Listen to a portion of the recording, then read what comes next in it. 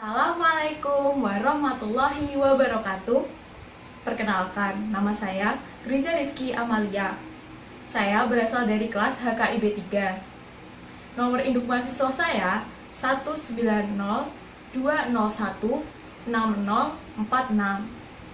Pada kesempatan kali ini, saya akan menerangkan mengenai materi hukum tata negara, yaitu mengenai sejarah ketatanegaraan Indonesia.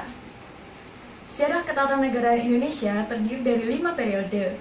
Periode pertama yaitu sejarah pembentukan Undang-Undang Dasar 1945, di mana ini terjadi pada tanggal 18 Agustus tahun 1945 sampai dengan 27 Desember tahun 1949.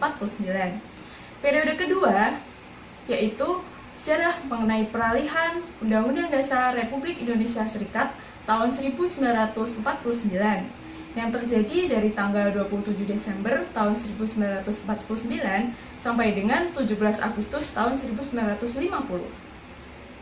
Periode ketiga yaitu sejarah peralihan menuju Undang-Undang Dasar Sementara tahun 1950 yang terjadi mulai tanggal 17 Agustus 1950 sampai dengan 5 Juli 1959.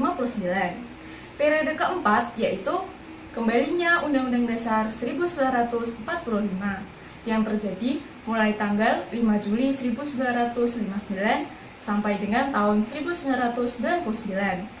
Periode terakhir yaitu mengenai latar belakang amandemen Undang-Undang Dasar 1945. Nah, itu dia periode-periodenya. Seperti apa sih isinya? Mari kita bahas mulai dari periode pertama, yaitu sejarah terbentuknya Undang-Undang Dasar 1945.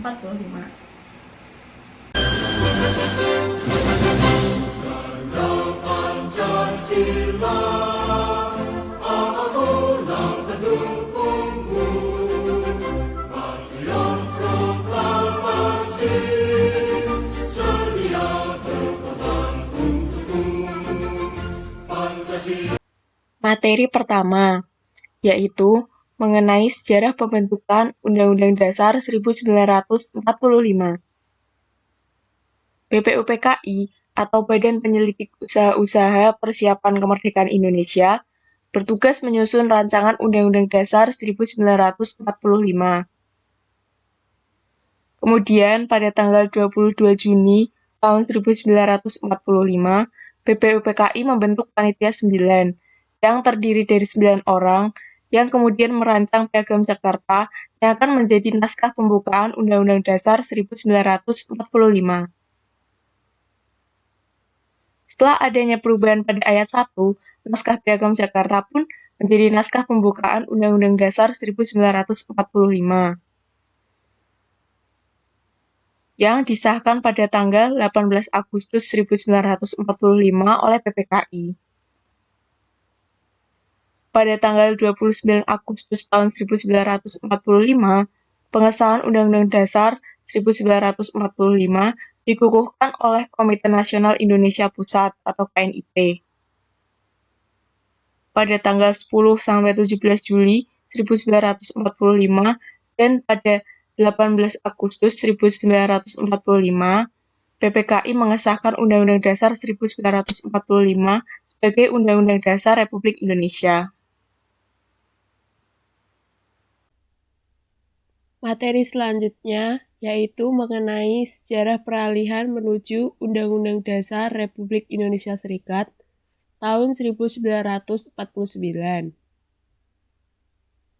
Meskipun Indonesia sudah memproklamasikan kemerdekaan pada tanggal 17 Agustus tahun 1945, tetapi Belanda datang lagi ke Indonesia untuk menjajah.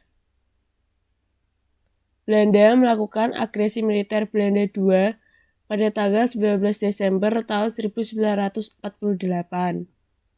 Pada agresi militer II, Belanda menyerang Yogyakarta yang menjadi ibu kota Indonesia waktu itu.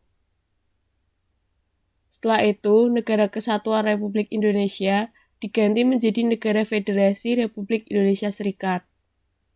Hal itu mengakibatkan berlakunya dua konstitusi secara bersamaan di wilayah negara bagian RI, yaitu Konstitusi RIS dan Undang-Undang Dasar 1945. Dan sejak itu pula, Undang-Undang Dasar Republik Indonesia Serikat tahun 1949 mulai diberlakukan. Sejarah peralihan menuju Undang-Undang Dasar sementara tahun 1950.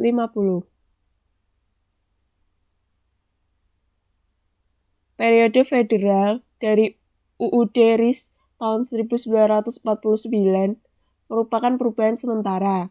Karena bangsa Indonesia menghendaki sifat kesatuan, maka negara Republik Indonesia Serikat tidak bertahan lama karena terjadi penggabungan dengan Republik Indonesia. Akibatnya, wibawa dari pemerintah Republik Indonesia Serikat berkurang, dan akhirnya Negara Kesatuan Republik Indonesia berhasil didirikan kembali. Bagi negara kesatuan yang akan didirikan, perlu adanya Undang-Undang Dasar yang baru.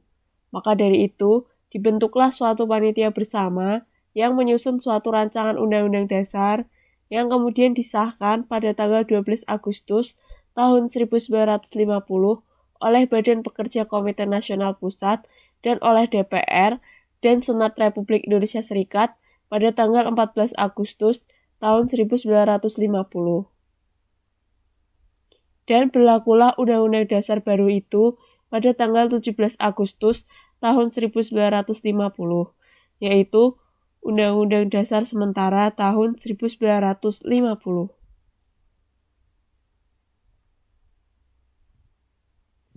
Selanjutnya yaitu mengenai sejarah kembali berlakunya Undang-Undang Dasar tahun 1945.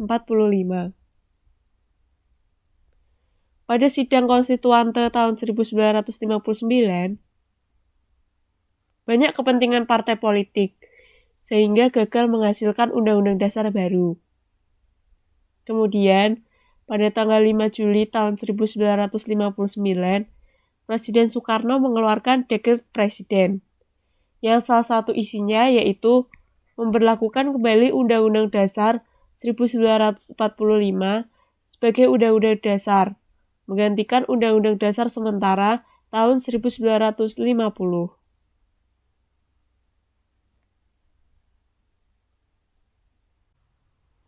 Latar belakang dilakukannya amandemen Undang-Undang Dasar 1945. Salah satu tuntutan reformasi pada tahun 1998 adalah dilakukannya perubahan atau amandemen terhadap Undang-Undang Dasar 1945. Karena pada masa Orde Baru ada penyimpangan terhadap Undang-Undang Dasar 1945. Pada saat itu, kekuasaan tertinggi di tangan MPR, bukan di tangan rakyat. Kekuasaan yang sangat besar ada pada Presiden. Adanya pasal-pasal yang menimbulkan multitafsir, serta kenyataan rumusan Undang-Undang Dasar tahun 1945 tentang semangat penyelenggaraan negara yang belum cukup didukung ketentuan konstitusi. Tujuan amandemen ialah untuk menyempurnakan aturan dasar seperti tatanan negara, kedaulatan negara, hak asasi manusia, pembagian kekuasaan, eksistensi negara demokrasi, dan negara hukum.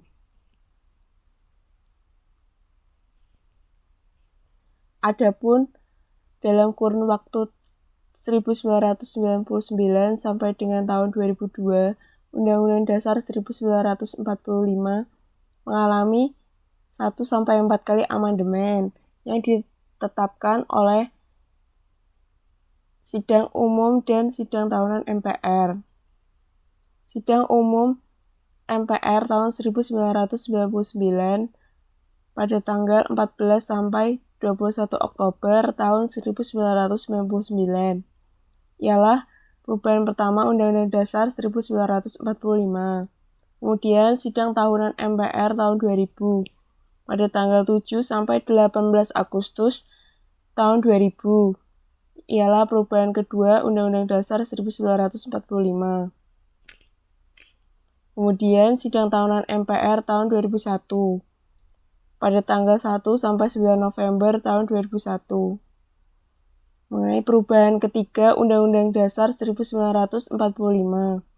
Kemudian, yang terakhir yaitu sidang tahunan MPR tahun 2002 yang dilaksanakan pada tanggal 1 sampai 11 Agustus 2002 mengenai perubahan keempat Undang-Undang Dasar 1945. Ya, itu tadi materi mengenai latar belakang amandemen Undang-Undang Dasar 1945. Nah, kita jadi tahu kan bahwa amandemen Undang-Undang Dasar ini sudah berlangsung 4 kali, yaitu dari tahun 1999 sampai 2002. Nah, mungkin itu saja materi yang dapat saya sampaikan. Sekian dan terima kasih, semoga bermanfaat. Wassalamualaikum warahmatullahi wabarakatuh.